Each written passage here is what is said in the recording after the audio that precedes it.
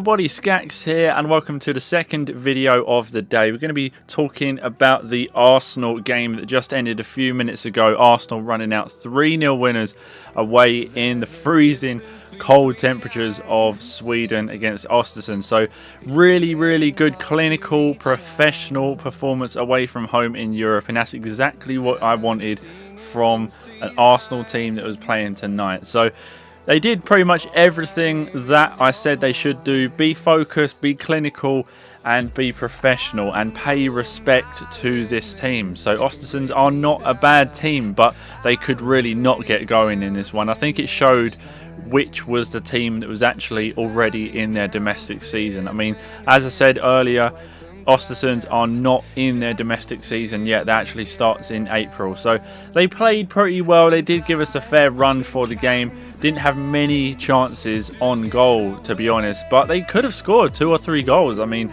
we could have scored a lot more ourselves as well. My prediction early on in the day was 3-1. Almost came through with that late penalty decision that was definitely a penalty. I don't really know what Bellerin was doing. We'll go into a bit of more player ratings in a moment, but just as an overview of the game, Bellerin should not have brought down that guy right at the end of the game, and they could have had a penalty earlier in the game as well. 2 other penalty shouts they did have, and that very good sort of like half volley. I think it was straight at Ospina in the first half. So they had a fair few chances, but I was kind of glad that Arsenal didn't concede that penalty right at the end of the game, because Arsenal have a habit of, in these 2-leg games, they always go out by 1 goal. Now, I'm not putting it beyond Ostersunds to come to the Emirates and win 2-0. I mean, I know what Arsenal are like. I know how we throw away leads, and if we would have conceded that goal right at the end, I know it would not tie us up on away goals, but it would put us under a lot of pressure, that penalty that we would have conceded if Ospina weren't in goal and Peter Cech was. Well, I think we'd be looking at a different story. My prediction would be totally true. So the match I played earlier actually ended up 2-1 on the simulation, but my prediction was 3-1. So it was fairly close. I mean, I'm not disappointed at my prediction not coming through. I'm so happy for Arsenal putting in a clinical and professional performance away in a European game. It's just so rare for that to happen. It's mostly teams coming to us and doing that to us. So I'm very happy at the result. Let's go through player ratings then.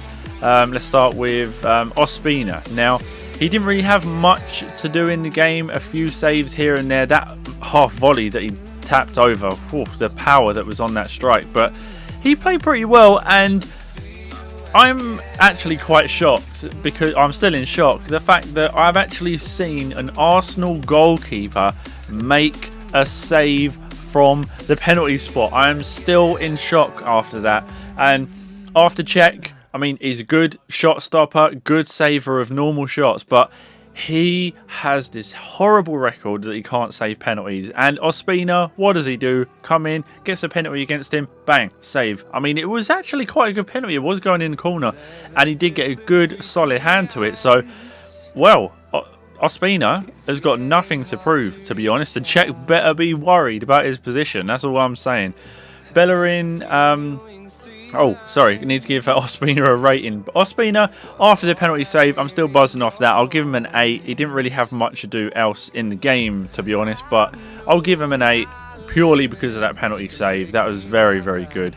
And as I said, I'm still shocked that we actually have a keeper who can save penalties in the ranks. So let's move on to Bellerin. Now, I'm pretty disappointed after he gave away the penalty late in the game that could actually have been a costly goal moving into the second leg at the Emirates. So he did play pretty well other than that in the game, so I think it's pretty harsh to give him a low player rating. I give him a 7. I mean, it's probably 1 taken away from the 8 after that decision late in the game to bring that player down and give them a penalty when nothing really was on.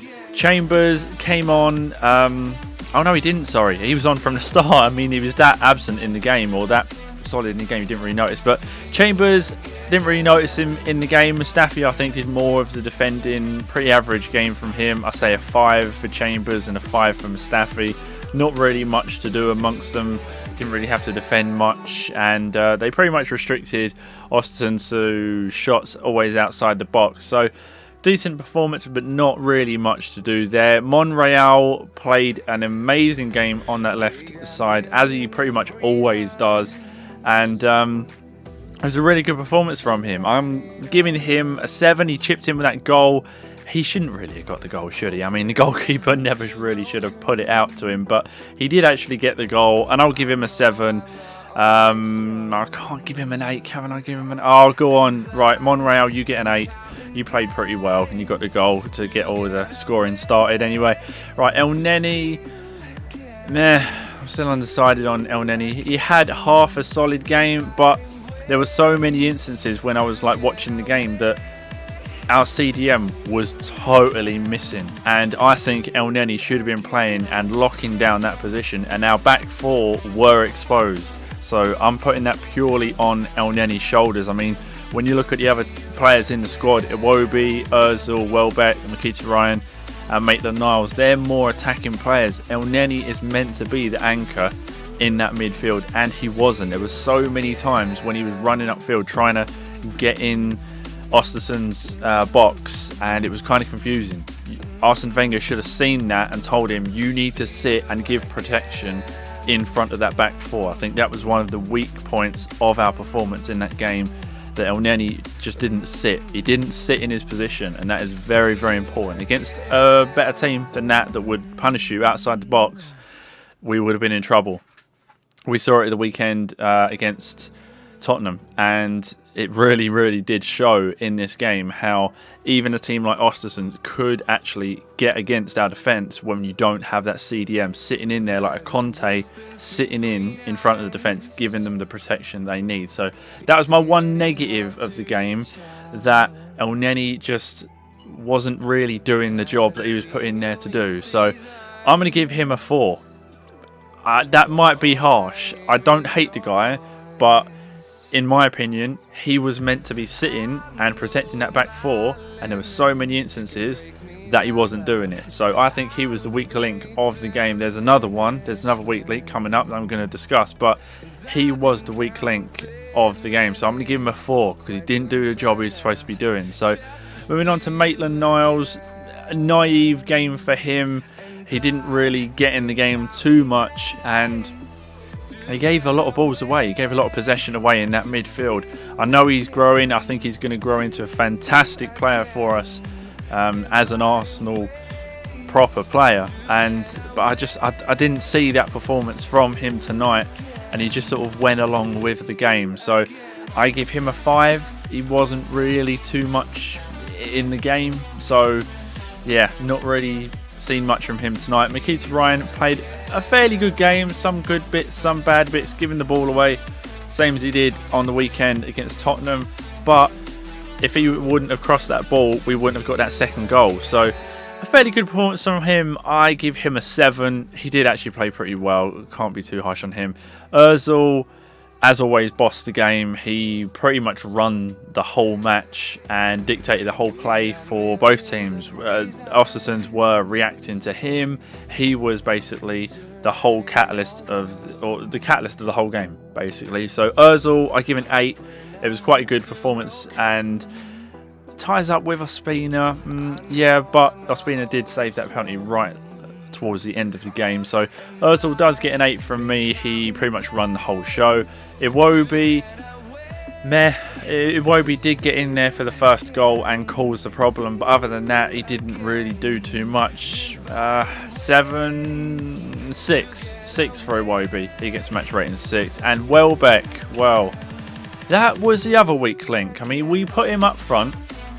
Wenger put him up front to do a job, and in the striking role, I hardly saw anything from him. I think we should have started Nikita. In all honesty, Welbeck was so disappointing. Every time he got the ball, he done something stupid. There was times when Iwobi was on his left and he didn't roll him in.